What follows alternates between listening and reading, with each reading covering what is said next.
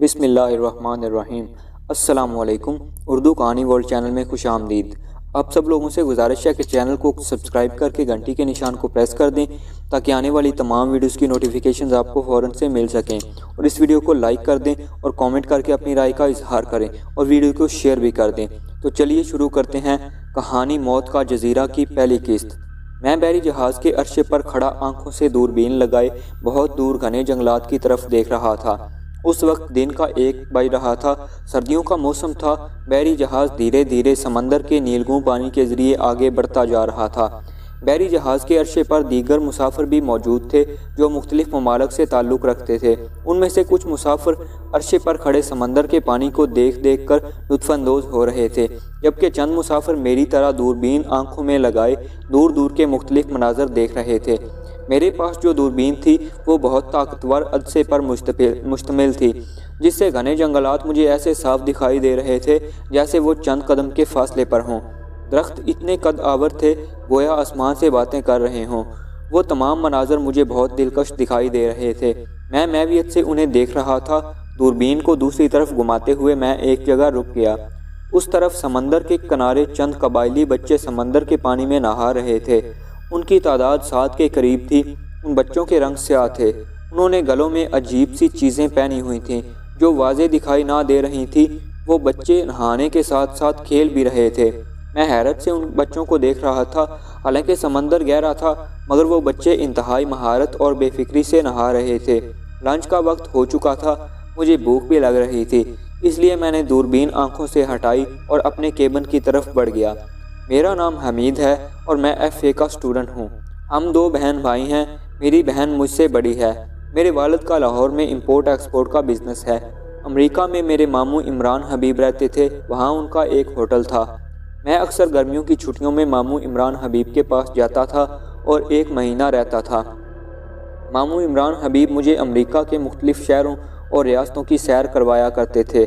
ماموں عمران حبیب شادی شدہ تھے اور ان کا ایک بیٹا تھا جس کی عمر 10 سال تھی۔ 1 مہینہ ماموں پاس رہنے کے بعد میں واپس پاکستان آ رہا تھا۔ مجھے ہوائی جہاز کے سفر کے بجائے بحری جہاز کا سفر زیادہ پسند تھا۔ یہی وجہ تھی کہ میں نے بحری جہاز کے سفر کو ترجیح دی۔ مجھے بحری جہاز میں سفر کرتے ہوئے 5واں دن تھا۔ پاکستان پہنچنے میں ابھی 4 دن باقی تھے۔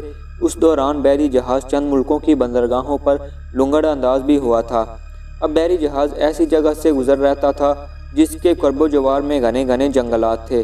تا حد نگاہ پانی ہی پانی نظر آتا تھا۔ میں اپنے کیبن میں آ گیا۔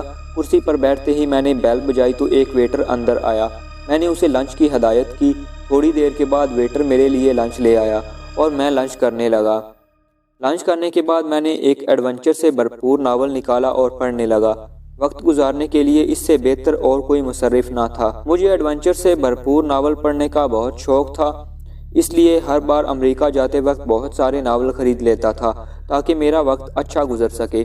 ناول پڑھتے پڑھتے مجھے نیند آ گئی اور میں سو گیا۔ شام کو میں کیبن سے باہر نکلا اور جہاز کے عرصے کی طرف چل دیا۔ ہلکا ہلکا اندھیرا پھیل رہا تھا جس کے باعث بحری جہاز کی روشنیاں جل چکی تھیں۔ میں روز ڈوبتے ہوئے سورج کا منظر دیکھتا تھا جو مجھے بہت اچھا لگتا تھا۔ بحری جہاز کے عرصے پر متعدد مسافر شام کے سورج کا غروب ہوتا دیکھ رہے تھے۔ ان میں بھی شامل ہو گیا۔ سورج دھیرے دھیرے غروب ہوتا جا رہا تھا۔ تمام مسافر اس وقت عرصے پر موجود رہے جب تک سورج مکمل غروب المغرب نہ ہو گیا تھا۔ اب چاروں طرف گہرا اندھیرا پھیل چکا تھا۔ جوں جوں تاریکی گہری ہوتی جا رہی تھی، فضا میں خنکی بڑھتی جا رہی تھی۔ متعدد مسافر اپنے اپنے کیبنوں میں چلے گئے تھے۔ میں بھی اپنے کیبن میں آ گیا تھا اور ناول پڑھنے بیٹھ گیا تھا۔ میں 1 گھنٹے تک ناول کا مطالعہ کرتا رہا۔ ڈنر کا وقت بھی ہو رہا تھا۔ عموماً ڈنر کمرے میں ہی پہنچ جاتا تھا۔ ڈنر کرنے کے بعد میں پھر ناول پڑھنے لگ گیا۔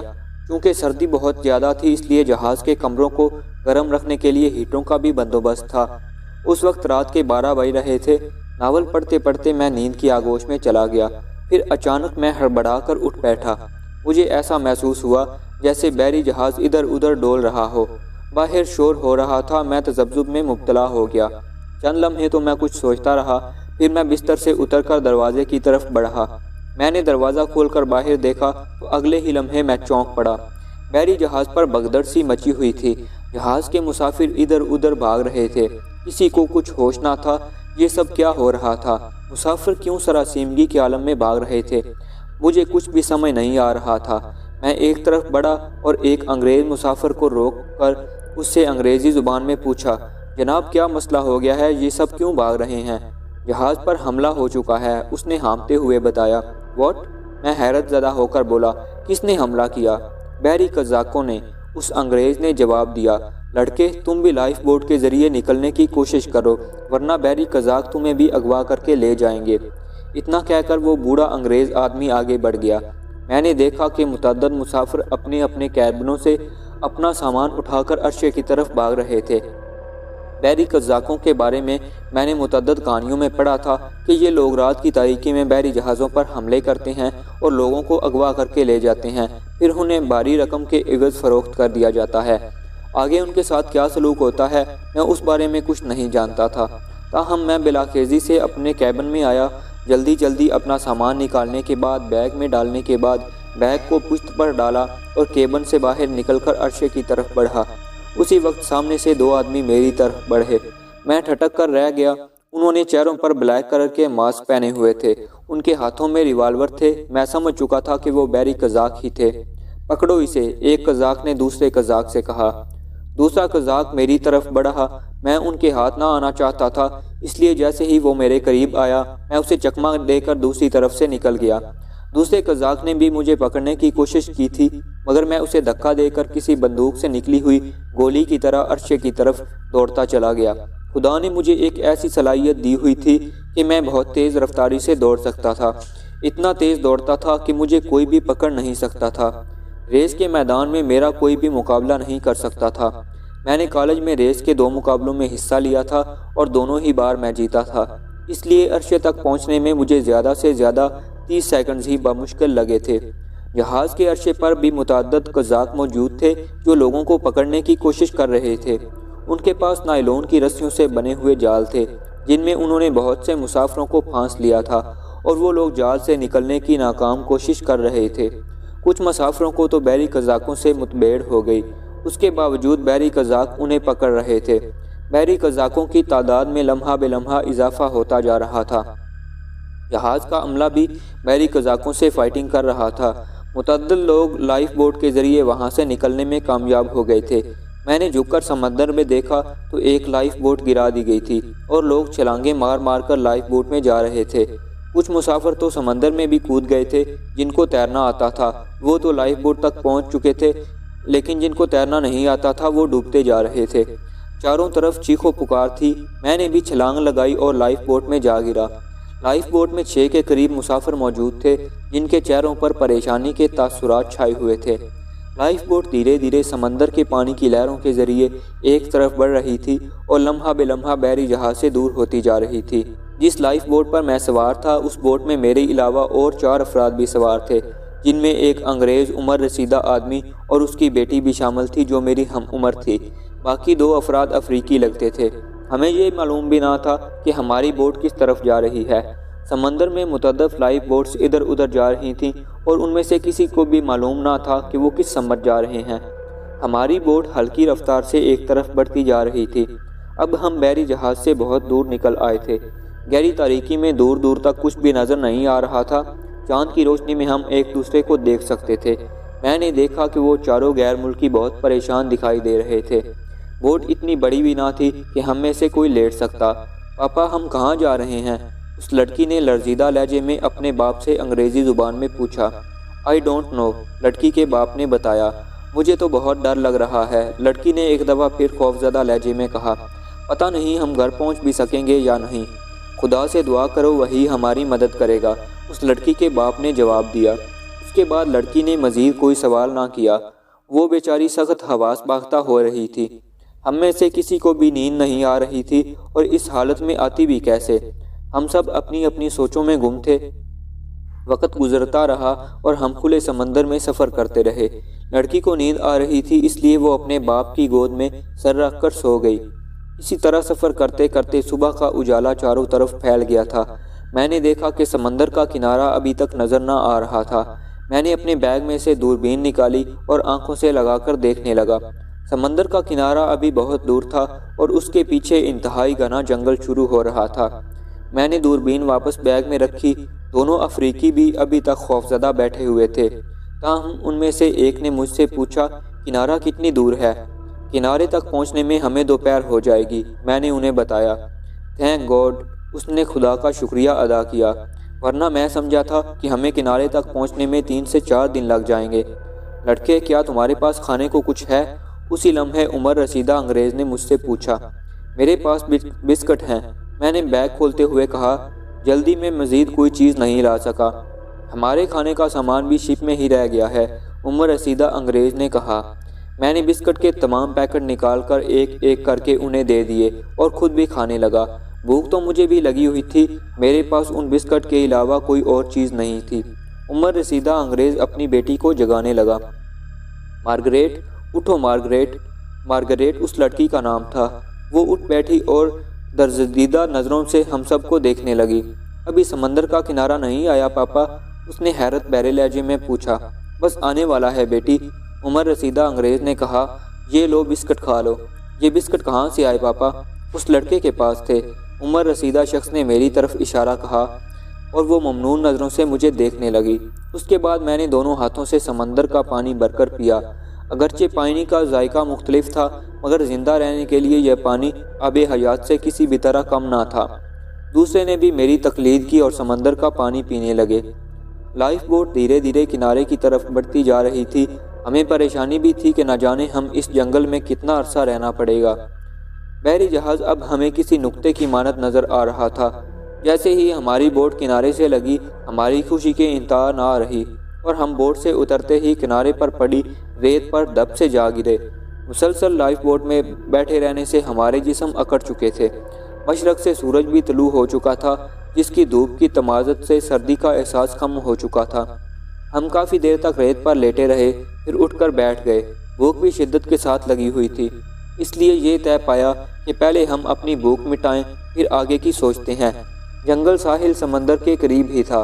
میں ایک افریقی انگریز کے ساتھ جنگل میں گیا اور چند پھل توڑ لایا۔ ہم سب نے ان پھلوں سے اپنی بھوک مٹائی اور سمندر کے پانی سے پیاس بجھائی۔ اس کے بعد عمر رسیدہ انگریز نے ہم سب کو مخاطب کیا۔ میرا خیال ہے کہ ہمیں ایک دوسرے سے تعارف کرا دینا چاہیے۔ بالکل، یہ ہم سب کے لیے ضروری ہے، ایک افریقی نے سر ہلا کر کہا۔ معلوم نہیں ہم کتنا عرصہ ساتھ رہیں۔ میرا نام ڈیوڈ ہے اور یہ میری بیٹی ہے مارگریٹ۔ میرا تعلق امریکی ریاست کیلیفورنیا سے ہے، عمر رسیدہ انگریز نے اپنی بات کا آغاز کرتے ہوئے کہا۔ میں آپ سے یہ کہنا چاہتا ہوں، ہم سب مشکل کا شکار ہیں۔ ہمیں نہیں معلوم کہ ہم یہاں کتنا عرصہ رہیں گے۔ ہمیں سب سے پہلے اپنے لیے رہنے کا بندوبست کرنا ہوگا۔ اس جنگل میں خوفناک درندے بھی ہوں گے، نہ جانے کیسے کیسے حالات پیش آئیں۔ ہمیں ایک ساتھ رہنا ہوگا تاکہ ہم بے حفاظت پھر کسی جہاز میں سوار ہو جائیں اور اپنے اپنے ملک پہنچ سکیں۔ میرا نام روجر اور اس کا نام پاسکل ہے، ایک افریقی نے کہا۔ ہمارا تعلق شمالی افریقہ سے ہے۔ آخر میں نے اپنا تعارف کرایا۔ مائی نیم از حمید اینڈ آئی ایم پاکستانی۔ اس کے بعد ہم بحری جہاز اور قزاقوں کے متعلق باتیں کرنے لگے۔ انکل ڈیوڈ نے بتایا کہ بحری قزاق انتہائی ظالم ہوتے ہیں۔ یہ جہاز کے مسافروں کو اغوا کر کے جنگلوں میں موجود اپنے ٹھکانوں پر لے جاتے ہیں اور ان سے مشقت کراتے ہیں۔ اگر کوئی ان کے چنگل سے بھاگنے کی کوشش کرے تو بلا دریغ اسے گولی مار دیتے ہیں۔ یہ سن کر میں جھرجھری سی لے کر رہ گیا تھا۔ بحری قزاقوں کے بارے میں نے سنا ضرور تھا، لیکن ان سے واسطہ پہلی بار پڑا تھا۔ یہ بحری قزاق لوگوں کو کیوں اغوا کرتے ہیں انکل؟ میں نے پوچھا۔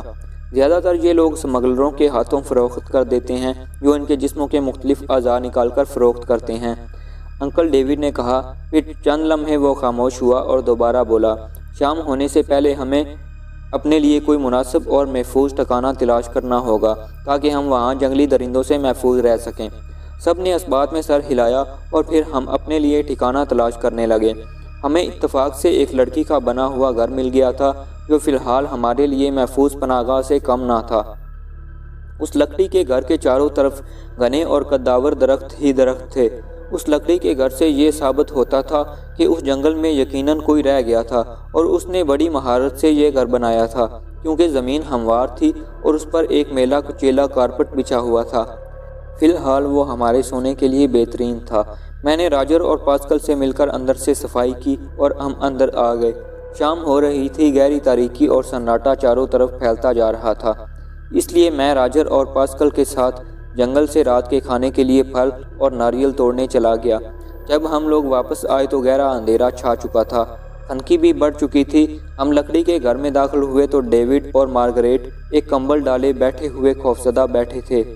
ہمیں دیکھ کر ان کی جان میں جان آئی۔ میں نے لکڑی کے گھر کا دروازہ بند کر دیا۔ راجر اور پاسکل کے پاس طاقتور ٹارچیں تھیں جو انہوں نے جلا لی تھیں، جس سے کمرے میں ہلکی ہلکی روشنی ہو چکی تھی۔ پھل کھانے کے بعد ہم نے ناریل کے میٹھے پانی سے اپنی اپنی پیاس بجھائی اور باتیں کرنے لگے۔ ہمیں یہ معلوم ہی نہ تھا کہ ہم کتنے دن اس بیابان جنگل میں رہیں گے۔ انکل ڈیوڈ نے بتایا تھا کہ جیسے ہی کوئی بحری جہاز اس طرف سے گزرے گا تو ہم اس میں سوار ہو کر کسی ملک چلے جائیں گے اور وہاں سے اپنے اپنے ملکوں کو روانہ ہو جائیں گے۔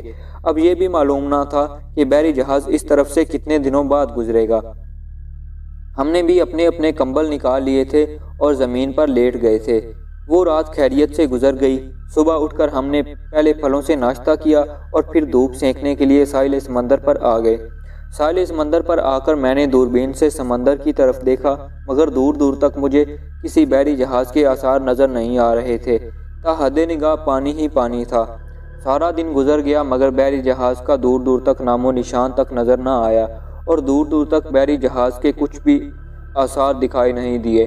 شام ہوتے ہی ہم واپس لکڑی والے گھر میں آ گئے۔ ابھی تک ہمیں کوئی جنگلی درندہ نظر نہ آیا تھا اور یہ ہمارے لیے بہت اچھا تھا، کیونکہ ہمارے پاس ایسے ہتھیار بھی نہ تھے کہ جس سے ہم جنگلی درندوں کا مقابلہ کر سکتے۔ رات کا نہ جانے کون سا پہر تھا کہ اچانک کسی کھٹکے کی آواز پر میری آنکھ کھل گئی۔ مجھے ایسا لگا تھا جیسے کسی نے اس لکڑی کے دروازے کو دھکا دیا ہو۔ میں چند لمحے لکڑی کی چھت کو گھورتا رہا، پھر میں نے انکل ڈیوڈ، مارگریٹ، راجر اور پاسکل کی طرف دیکھا تو وہ سب گہری نیند میں غرق تھے۔ میں سوچنے لگا کہ کس نے دروازے کو دھکا دیا ہوگا۔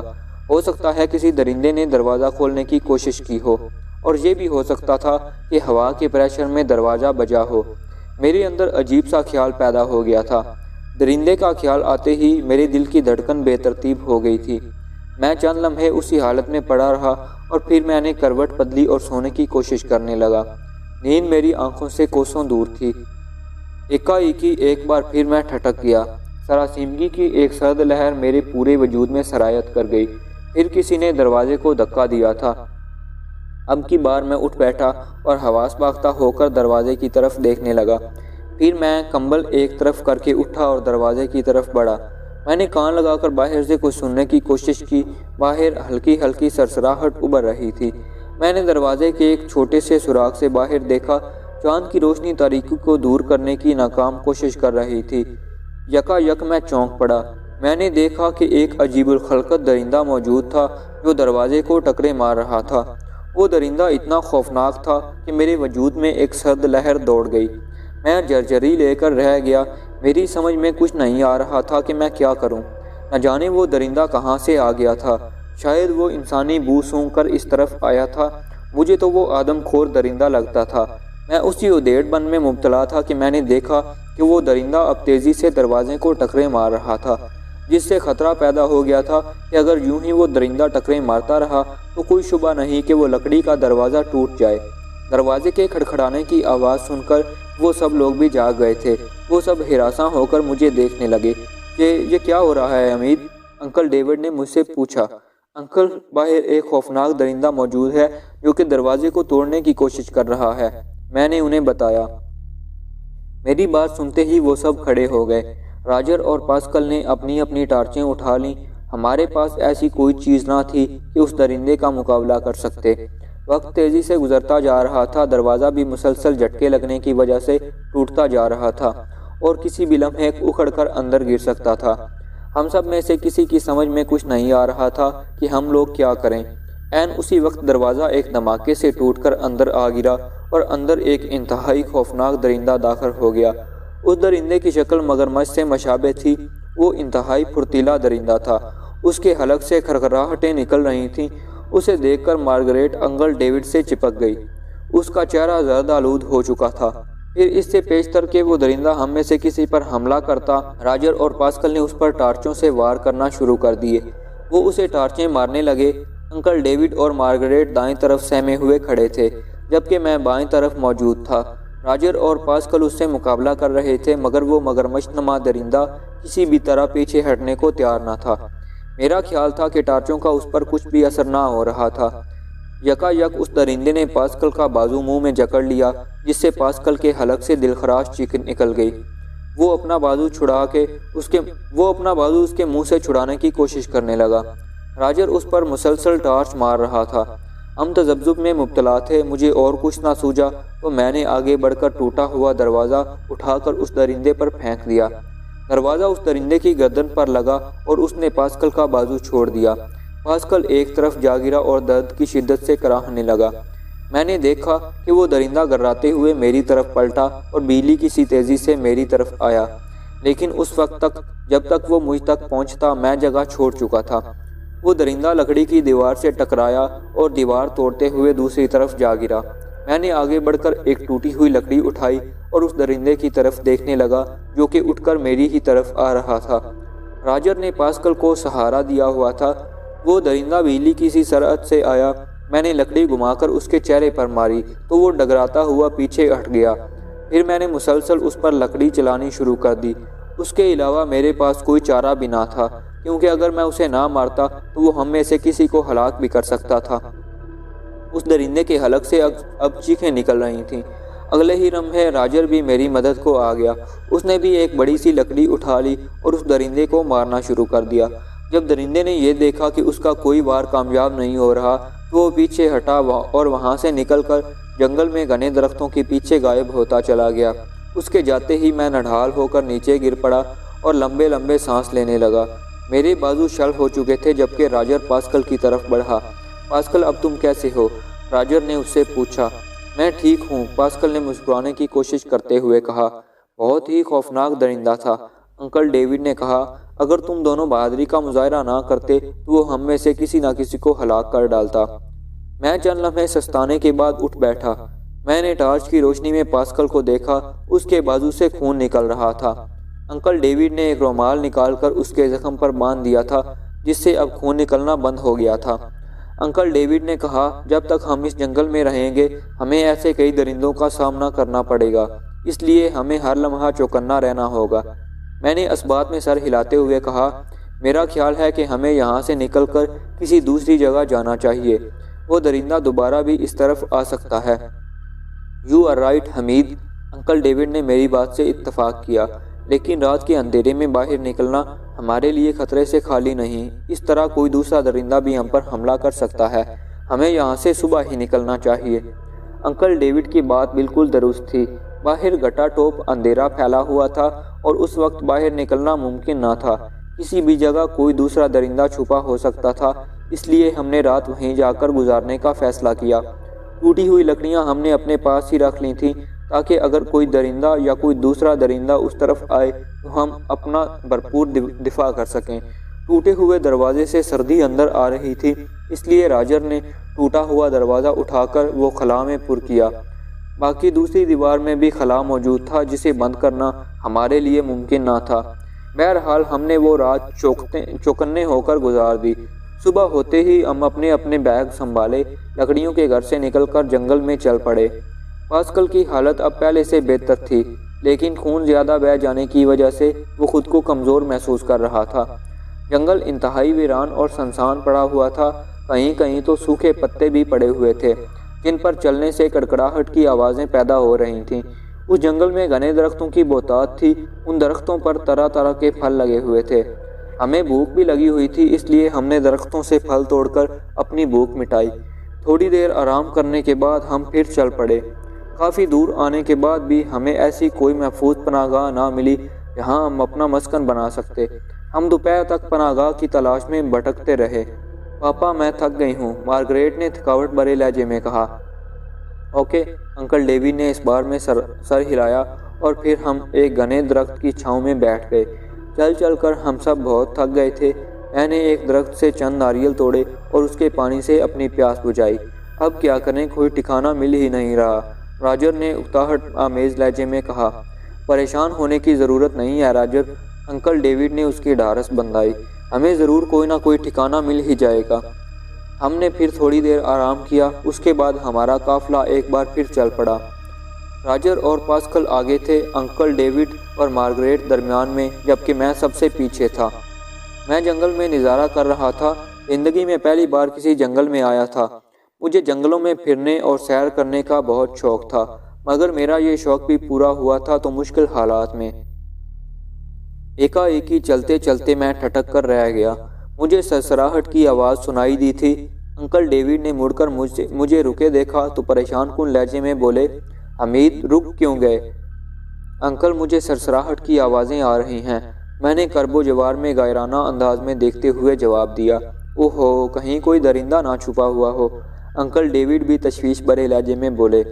दरिंदे का सुनकर मार्गरेट भी सहम गई थी। राजर और पास्कल भी हमें देखकर रुक गए थे। हमें रुकना नहीं चाहिए, अंकल डेविड ने कहा। अगर वो दरिंदा हुआ तो हम पर हमला भी कर सकता है। अंकल डेविड की हदायत पर हम आगे बढ़ गए। ऐन उसी लम्हे सरसराहट की आवाज़ फिर उभरी। फिर इससे पहले कि हम कुछ समझते, उसी वक्त 4 अदद कबायली करबो जवार के दरख्तों से कूदकर हमारे सामने आ गए। उन कबायलियों ने हाथों में लंबे लंबे भाले पकड़े हुए थे। उनकी शक्लें इंतहाई खौफनाक थीं। वो हमें ललचाई हुई नज़रों से ऐसे देख रहे थे जैसे हम उनका शिकार हों। अगले ही लम्हे वो अजीब सी ज़ुबान में बातें करने लगे। न जाने वो किस ज़ुबान में गुफ्तगू कर रहे थे जो हमारी समझ से बिल्कुल बालातर थी। राजर और पास्कल रुक चुके थे। तुम क्या कह रहे हो? अंकल डेविड ने खौफजदा लहजे में उन कबायलियों से पूछा, मगर उन्होंने अंकल डेविड को कोई जवाब ना दिया। मुझे उनके इरादे खतरनाक लग रहे थे। वो मुसलसल ही हमें घूरे जा रहे थे। हम समझ गए थे कि ये कबायली हमें ही पकड़ने के लिए आए हैं। फिर वही हुआ जिसका हमें डर था। उन कबायलियों ने हमें पकड़ने की कोशिश की थी, मगर उसी वक्त राजर तेज़ी से उड़ता हुआ 2 कबायलियों से टकरा गया था। वो कबायली उड़ते हुए मुंह के बल जा गिरे थे। उनके बाले भी हाथों से निकलकर दूर जा गिरे थे। वो चारों कबायली राजर की जानब से गाफिल होकर अपने साथियों की तरफ मुतवज्जो हो गए थे। बाकी 2 कबायली राजर की तरफ गुस्सैले अंदाज में मुड़े। ऐन उसी वक्त फिजा में मैं उछला और उन दोनों से टकरा गया, जिसके बायस वो कबायली ज़मीन बोस हो गए थे। मैंने कॉलेज के ज़माने में बाकायदा जिम्नास्टिक सीखी हुई थी। लड़ाई भिड़ाई के दाव पेच से मैं अच्छी खासी वाकिफ़ था, इसलिए मैं फ़ाइटिंग करने में मुझे किसी किस्म की दुश्वारी पेश ना आ रही थी। पहले वाले कबायली भी खड़े हो गए थे। वो जैसे ही सीधे हुए, राजर ने फिर से उन पर हमला कर दिया। उसने उठते हुए एक कबायली के पेट में लात रसीद कर दी और दूसरे के मुंह पर मुक्का जड़ दिया। मैंने भी उन दोनों कबायलियों को उठने का मौका ही ना दिया। उन चारों के हलक से दिलखराश चीखें निकल गई थीं। अंकल भागें, राजर ने चीखते हुए कहा। अंकल डेविड, पास्कल और मार्गरेट सहमे हुए एक तरफ खड़े थे। वो शशोपंज में मुब्तला थे कि वो क्या करें। अंकल सोचें मत, उस बार मैंने चीखते हुए कहा। ये वक्त सोचने का नहीं। मगर तुम दोनों, अंकल ने कहना चाहा। आप हमारी फिक्र मत करें, राजर ने कहा, हम आ जाएंगे। मैंने देखा कि वो चारों कबायली मार खाकर निढाल हो चुके थे। अंकल डेविड ने हमारी बात समझ ली थी, इसलिए वो सब बिलाखेजी से एक तरफ दौड़ पड़े। वो चारों कबायली धीरे धीरे उठ रहे थे। मैं राजर की फुर्ती और फाइटिंग से बहुत मुतासर हुआ था। वो बिल्कुल फिल्मी हीरो के अंदाज में फाइटिंग कर रहा था। राजर ने एक बार फिर उन्हें मार मार कर निढाल कर दिया था। फिर हम अपने साथियों की तरफ दौड़े। मेरे दौड़ने की रफ्तार चूंकि तेज़ थी, इसलिए मैं जल्द ही अपने साथियों के पास पहुंच गया था। राजर पीछे रह गया था। मैंने मुड़कर देखा तो अगले ही लम्हे मैं चीख पड़ा, राजर साहब बचें। राजर एकदम साइड पर हो गया था और उसी वक्त एक बाला बिल्कुल उसके करीब से होता हुआ दूर जा गिरा। अगर राजर को एक लम्हे की भी देर हो जाती तो बाले ने उसके जिस्म के आर पार हो जाना था।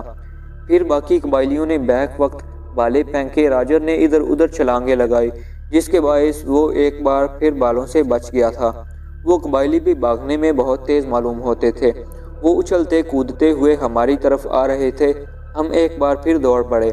यकायक हम राजर की चीखने की आवाज़ पर ठटक कर रह गए। हमने देखा कि उन चारों कबायलियों ने राजर को काबू कर लिया था। फिर इससे पहले कि हम में से कोई कुछ करता, वो राजर को उठाकर घने दरख्तों के पीछे गायब हो गए। मैं और पास्कल तेज़ी से उस तरफ दौड़े। करीब पहुंचकर हमने इधर उधर देखा, मगर वो कबायली राजर समेत गायब हो चुके थे।